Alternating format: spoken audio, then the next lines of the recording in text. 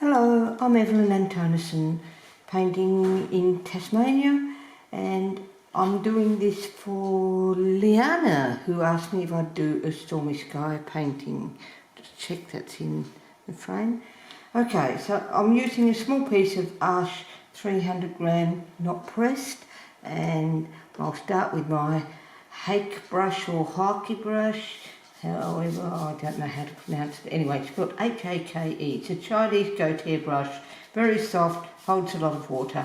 I'm just putting some water onto the area that I'll do the sky in. It's quite warm tonight, so it's going to dry fairly quickly. And then I'll bring in, now because I'm doing a stormy sky, I want some good strong colours, but first I'm going to put a little bit of a yellow in. Normally I'd use my warm and cool primaries, but I've got raw sienna today just because it's just past midnight and I want to get this done, and I'm not going to go down to the studio and get my other paints, so that's why. So just putting that on underneath first, and it's going to be mainly sky because it's a stormy sky. I'll do it mainly sky, and I'll probably do it as a suggestion of a bit of rain. I might warm that up a little bit on the horizon with a little bit of a red. I've got a fairly mid-warm red. I think it's one I don't use much, Joe's red. And there's a black spot on there, so I'm going to have to do something about that later. And I might put a bit more red up here, so I start to get too careful. Now I've got both blues here, so I've got the warm and cool blue. And I'll knock it back a bit with some of the red because I don't want it to be pretty blue. I could make it easier using Payne's Grey, but I wanted to use just the primaries because that's what I've been encouraging my students to do, and especially in the early stages, so they learn a bit about colour mixing. So that's a nice dark colour, and because I've mixed it, you've got the separation of colours. Now I've got a lot of rain happening there, so I could either get rid of it, or I can, I don't want the light up there, I don't mind the light in there, or I can leave it as part of the painting. Don't mind that there. This is probably not quite what I want in here, so I might, where's that other brush gone? I might use this other brush, which is also a Chinese chimie type brush, but it's a fairly new one. It's got this water container here, and pick that up on the bottom. So I could put a bit more dark in here probably. Your darks will fade out a lot because it's so wet. The darks won't be dark. So I'm tilting my board to encourage gravity to help it move down. Whoops, you can't see it. There we are. Gravity's helping that move down to the base. You don't have to do a lot of work all the time with watercolour. With this wet way of painting, it's quite different to illustrative styles. I don't want too much water on there. The paint and the water itself do the work. I quite like that. Still don't like that black dot there, but now I'll go to the squirrel brush because I don't want to have so much water. I wet it, and then I don't know if you noticed, I actually squeezed the, whoops, there we go. I squeezed the extra water out so that it doesn't hold much water at the moment. Then I'm going to take my colours again and put some quite a dark mountain shape up here. And this will bleed up into the sky because it's quite wet. It might be a bit too wet, let's see. I want some more blue in that. I'll use a bit of each because I want this quite dark. Oh, now I'll pick up that black dot that I don't like so it becomes part of the painting.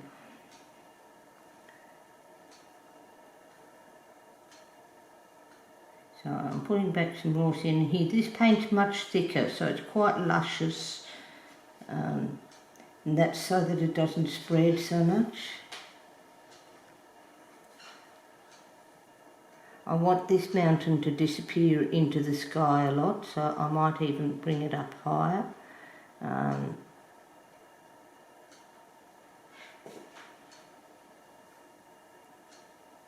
Some dry brush down here, which I would normally love, but for this one I'm not going to use too much dry brush there. But what I might do, and with these I just make them up as I go, so that's why I say, oh, what I might do, I've just had a thought, I might make this one so it's got quite a sharp water's edge there, but I think I'll put a bit more light coming through the centre here, so I'm going to lift some colour off.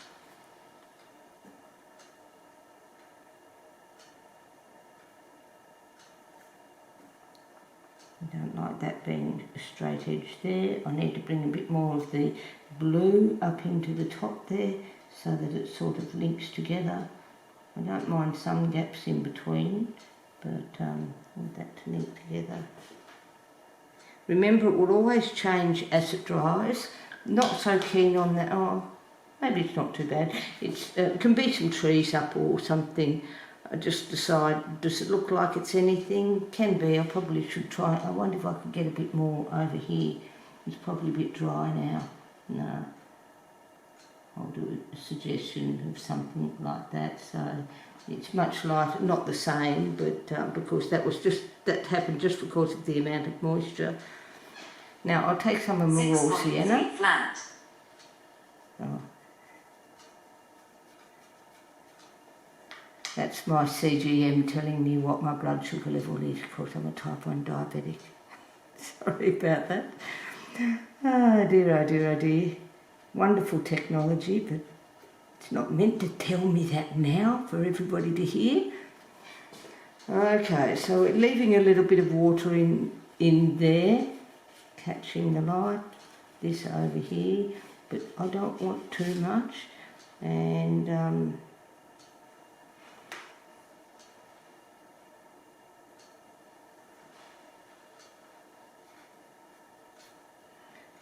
I quite like that in there. It's a bit of a beachy sort of thing, so this will be much darker on this side.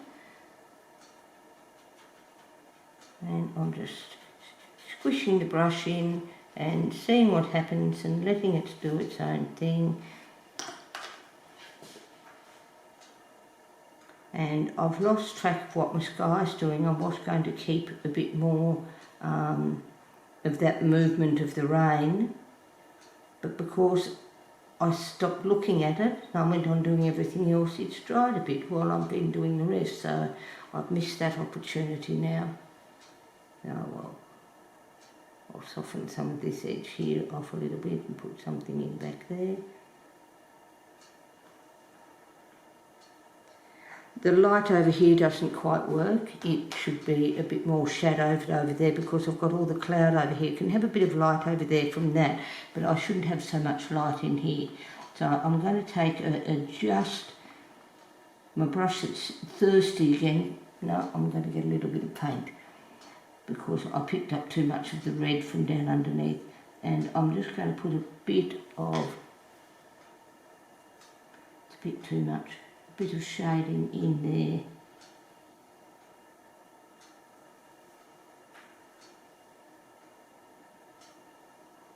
So although most of it's very broad, there are times when I'm very careful with the brush and put in much sharper edges. Okay, that's basically okay.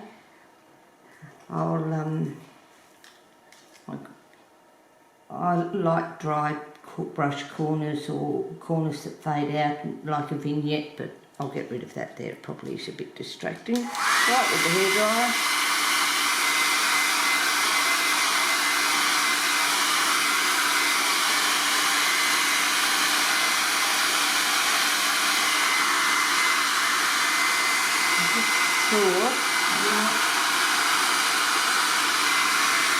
Something with your credit cards. If I could find one of the palette knives or something, I could have scratched a few trees in there, but it's dry now, so it'll be right, don't worry about it.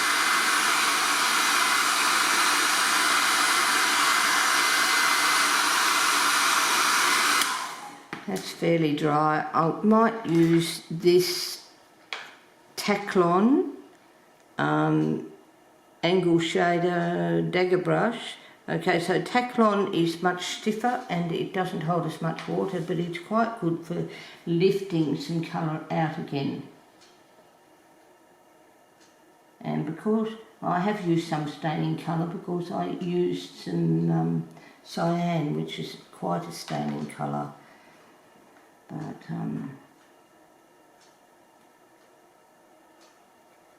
just softening off some of these edges so that it gives a sense of light in from the centre there. Some people would then block with a tissue, but the trouble if I do that is it tends to lift too much of the colour off, so I prefer to just use the brush to lift some of that off to give a sense of the light coming through the centre.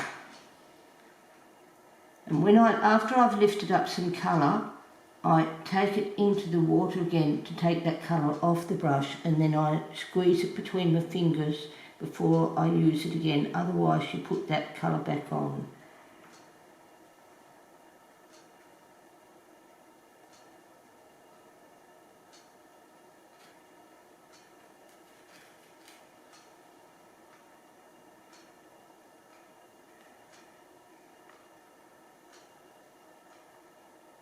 Okay. I'm tempted to put my bird in, but I know somebody said to me, I was waiting for it. I know, you always put in your bird. Well, I do think this one needs one actually. So I'll get my rigger brush and I'll just check that I haven't got too much paint on it. It's a little bit too much. Of course, then it'll flop down really well. And also some of my rigger brushes are very worn, so they're a bit hard to do a good bird with. I'll put it, because your eye goes up here, we've got that pointing up, we've got the light here, my bird will go up where that's pointing up to it, there and there, oops, there. So there's my bird. And if you want to, you can also, although this is better done tomorrow, you can also put some darker bits in. I'm a great one for dry brush across areas. That's a bit too dark, I'll just grab my fingernail. But it doesn't really need any of it. It's pretty well finished there. And given that I was actually painting a stormy sky, I really don't need to do any of this embellishment. But there we are, just a bit more finished off. So that's the upside down. Oh, maybe, no, I don't know. I'm confused with my camera there. I finish painting, I'll take the tape off.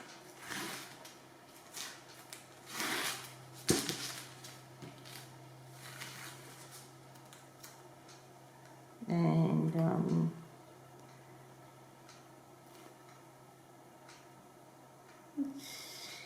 it's a finished work.